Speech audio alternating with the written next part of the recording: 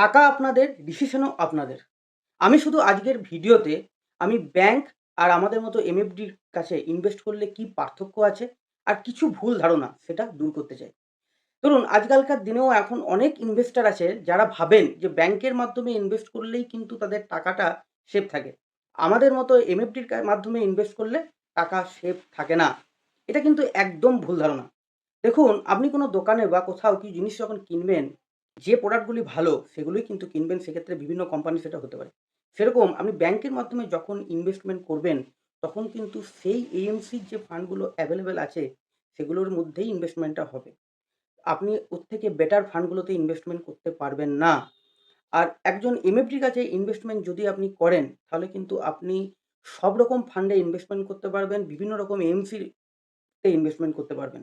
যেটা আপনার পক্ষে ভালো হবে সেই ফান্ডেই ইনভেস্টমেন্ট করানো হবে। ভিডিওতে ব্যাংক ভার্সেস এমএফডি নিয়ে কথা বলছি। ভিডিও শুরু করার আগে সবাইকে বলব প্লিজ সাবস্ক্রাইব করে দেন। কতগুলো পয়েন্ট নিয়ে আপনাদের সামনে তুলে ধরছি। দেখুন, একটা হচ্ছে স্থায়ী লাইফ টাইম পার্টনার। আপনি ব্যাংকের যে রিলেশনশিপ ম্যানেজারের মাধ্যমে ইনভেস্টমেন্ট করছেন, তিনি কিন্তু ১ বা ২ বছর পর বদলি হয়ে যাবেন। তার জায়গায় আবার নতুন লোক আসবেন। আবার তার কাছ থেকে জিরো থেকে শুরু করতে হবে। আবার তার টার্গেট অনুযায়ী আপনার পুরনো ফান্ডটা মিস-সেলিং করিয়ে আবার নতুন ফান্ডে ইনভেস্টও করিয়ে দেবেন। কিন্তু একজন এমএফডি আপনার সবসময় পাশে থাকবেন। একটা ফোন কলে আপনার কাছে এসে হাজির হবে। ২ হচ্ছে ইনস্ট্যান্ট সার্ভিস সাপোর্ট। ধরুন আপনার কোনো নমিনি চেঞ্জ করতে হলো, অ্যাকাউন্ট স্টেটমেন্ট দরকার বা আরো কিছু সুবিধার দরকার। সেক্ষেত্রে আপনার প্রত্যেকটা জিনিসের ক্ষেত্রে কিন্তু ব্যাংকের কাছে আপনাকে নিজে থেকেই দৌড়তে হবে। কিন্তু একজন মিউচুয়াল ফান্ড অ্যাডভাইজার বা ডিস্ট্রিবিউটরের কাছে ইনভেস্টমেন্ট করলে একটা কলে উনি আপনার কাছে এসে আপনার প্রবলেম সলভ করে দিয়ে যাবে। ৩ মার্কেট ডাউন ইমোশনাল সাপোর্ট।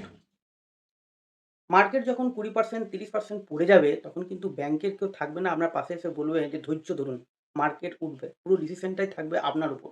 এটা ডাইরেক্টও হয় বা ব্যাংকের উপরও হয়। কিন্তু একজন মিউচুয়াল ফান্ড অ্যাডভাইজারের কাছে ইনভেস্ট করলেন, সে আপনাকে প্রপার গাইডেন্স দেবে বা ধৈর্য ধরার কথা বলবে। প্যানিক সেল থেকে আপনাকে দূর করবে। তার ফ্রি পোর্টফোলিও রিভিউ। ব্যাংকের মাধ্যমে আপনি যখন একবার ইনভেস্টমেন্ট করে দেবেন, সেক্ষেত্রে কিন্তু আপনার ইনভেস্টমেন্টটা চাপা রইল। সেক্ষেত্রে কিন্তু আপনার পোর্টফোলিও তারা খুলেও দেখবে না যে ফান্ডটা আদৌ পারফরম্যান্স করলো না কতটা কি বাড়লো, সেসব কিন্তু তারা কিছুই চেক করবে না।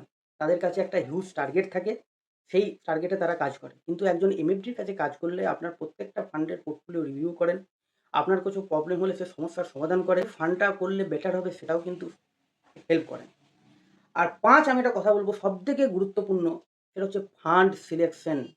দেখুন ব্যাংকের কাছে আপনি যদি ইনভেস্টমেন্ট করেন, যদি আপনার নিজের নলেজ থাকে বা আপনার নিজস্ব ফান্ড সিলেকশন করা থাকে, আপনি ব্যাংকে যেয়ে বললেন এই ফান্ডগুলোতে করে দিন, তারা করে দেবে।